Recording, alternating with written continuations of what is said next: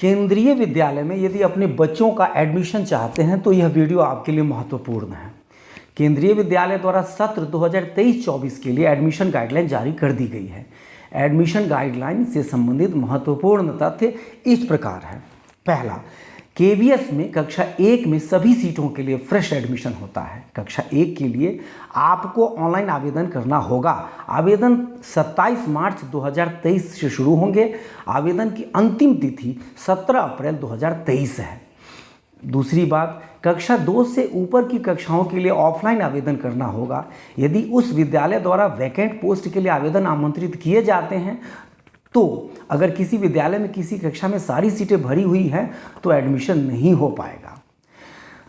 Class 2 के ऊपर की कक्षाओं के लिए ऑफलाइन आवेदन 3 अप्रैल 2023 से शुरू होंगे और 12 अप्रैल 2023 तक ऑफलाइन आवेदन किया जा सकेगा।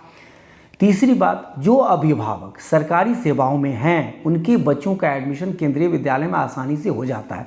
फॉर्म भरते वक्त सभी सर्विस कैटेगरी सावधानी से भरें और आपके कितने ट्रांसफ़र हो चुके हैं उसकी भी सही जानकारी दें। किसी के ज़्यादा ट्रांसफ़र हुए हैं तो एडमिशन में उतना ही आसान होगा। केवीएस की विभिन्न एडमिशन श्रेणी इस प्रकार होती है। केंद्र सरकार की कर्मचारियों के लिए पहला होता है, जो पहला कोटा होता है। दूसरा, केंद्र सरकार के स्वायत्त निकाय के लिए। तीसरा, राज्य सरकार के कर्मचारी के लिए। और चौथा, राज्य सरकार के स्वायत्त निकाय के लिए जो, और पांचवा है जो किसी भी सरकारी सेवा में नहीं है, मतलब फ्रेश है यानी कि कोई। और छठा है देश के बच्चों के लिए, विदेशी बच्चों के लिए। इन श्रेणी के आधार पर एक एडमिशन हेतु प्राथमिकता तय होती है। अब मान लो कि 2 विद्यार्थी हैं, एक विद्यार्थी के कैटेगरी 1 का है और एक कैटेगरी 3 का है, तो कैटेगरी 1 वाले विद्यार्थी का एडमिशन पहले होगा। इसके अलावा कास्ट कैटेगरी भी मायने रखती है, आरक्षण का भी दायरा है। चौथी बात, आरटी में केवल कक्षा 1 में ही एडमिशन हो सकता है, बाकी क्लासेस में नहीं। इसके अलावा सिंगल गर्ल चाइल्ड यानी जिनकी एक बेटी है का भी एडमिशन कोटा होता है। सिंगल गर्ल चाइल्ड का अर्थ होता है आप कि केवल एक ही संतान है, वो भी सिर्फ लड़की, उसका कोई दूसरा भाई या बहन नहीं होनी चाहिए। 5th बात है आयु, ये सबसे महत्वपूर्ण है एडमिशन के लिए। नोट, नई शिक्षा नीति के कारण क्लास 1 में एडमिशन के लिए आयु बढ़ा दी गई है। अगर आपको अपने बच्चे का एडमिशन कक्षा 1 में करवाना हो तो बच्चे की उम्र 31 मार्च 2023 तक 6 साल से कम न हो और 8 साल से ज़्यादा न हो।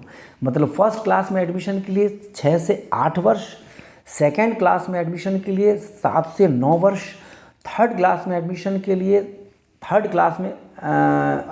लिए भी 7 से 9 वर्ष, और ऐसे सभी कक्षाओं के लिए एज क्राइटेरिया है। इसका ध्यान अवश्य रखें। दूसरी बात, क्लास 1 के लिए पहली लिस्ट 20 अप्रैल 2023 को प्रकाशित की जाएगी। और नोट, आवेदन की अंतिम तिथि से पहले फॉर्म भर दें। बच्चे का बर्थ सर्टिफिकेट सबसे महत्वपूर्ण डॉक्यूमेंट है एडमिशन के लिए।